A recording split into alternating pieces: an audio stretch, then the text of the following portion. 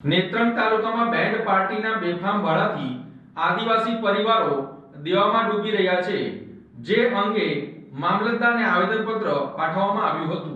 ભરૂચ જિલ્લાના નેત્રંગ તાલુકામાં લગ્ન પ્રસંગ અને ધાર્મિક ઉત્સવોમાં વગાડવામાં આવતી બેન્ડ પાર્ટીઓ દ્વારા વસૂલવામાં આવતી મસમોટી રકમ હવે ગરીબ આદિવાસી પરિવારોના માથાનો દુખાવો બની રહી છે।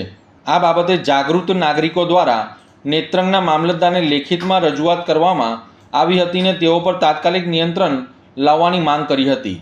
નેત્રંગ પંથકમાં બેન્ડ સંચાલકોના બેફામ ભાડા વસૂલી અંગેના મામલતદારને પાઠવવામાં આવેલ એક આવેદનપત્રમાં જાગૃત નાગરિકોએ નેત્રંગ ચોકડી પર ભગવાન બિરસા મુંડાની પ્રતિમાને ફૂલહાર પહેરાવી આવેદનપત્ર પાઠવવામાં આવ્યું હતું।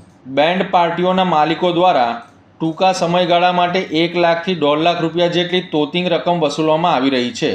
આદિવાસી સમાજના લગ્ન પ્રસંગે બેન્ડ પાર્ટી રાખવી હવે એક અનિવાર્ય બની ગઈ છે, જેનો લાભ ઉઠાવીને સંચાલકો બેફામ ઉઘરાણી કરે છે અને આ રકમ ચૂકવવા માટે ગરીબ પરિવારોને ઊંચા વ્યાજે નાણાં લેવા પડે છે અથવા પોતાની ખેતીની જમીન ગીરો મૂકવી પડી છે।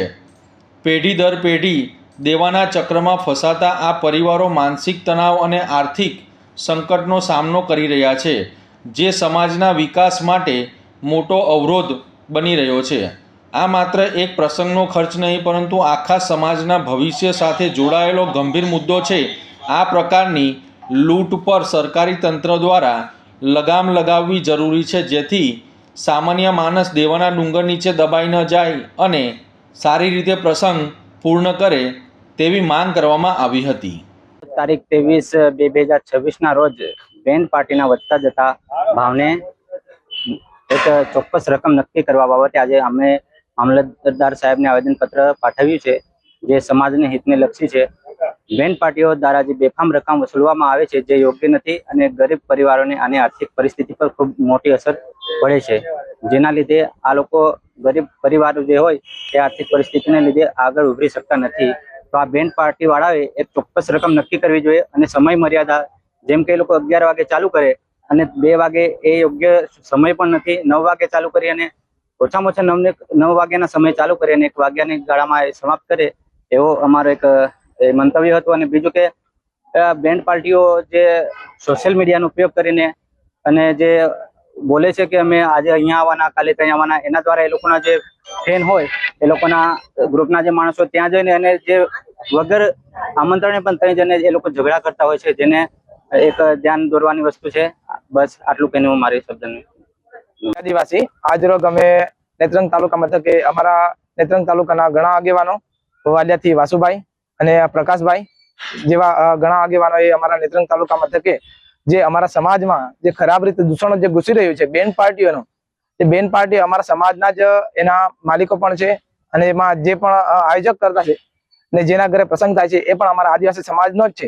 અમને આનંદ થાય છે કે અમારા સમાજમાં આવા રોજગારીની તકો ઉદ્ભવે છે, રોજગારીની તકો આપે છે। અમારા સમાજમાં બહુ સારી બાબત છે, પણ જેમ કે અમારા સમાજમાં 5-10 વર્ષ પહેલા જે લગ્ન પ્રસંગ થતા હતા, આજે પણ થાય છે, પણ 5-10 વર્ષ પહેલા જે લગ્ન પ્રસંગ થતા હતા એમાં 10 થી 15 હજારમાં જ અમારા સમાજમાં લગ્ન પ્રસંગ બેન્ડ પાર્ટીઓ નાની અમતી હતી, તેમાંથી અમે પ્રસંગ કરી દેતા હતા।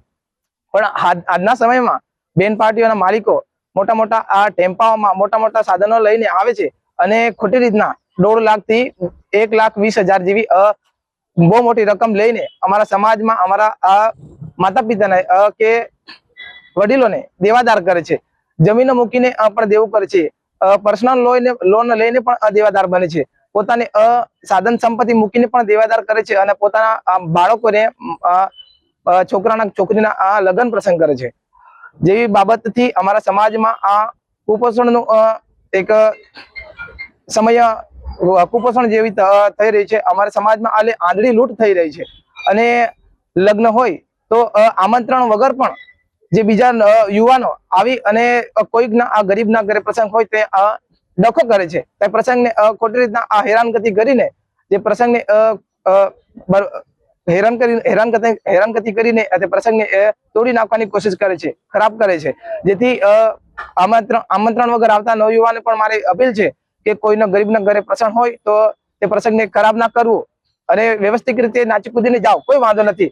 અને બેન પાર્ટીના જે નીતિ નિયમો છે, જે ડીઝલ લે છે અને એમની જે મોટી રકમ છે તે મોટી રકમને યોગ્ય રકમ લઈ અને અમારા સમાજના જે બેન પાર્ટીના માલિકો છે તે યોગ્ય રકમ લઈ અને અમારા સમાજના જે આયોજક કરતા જે માતા પિતા છે એમને પોસાય એ રીતના લઈ એવી જ વાતની આશા રાખજો. અપીલ. જય હિન્દ.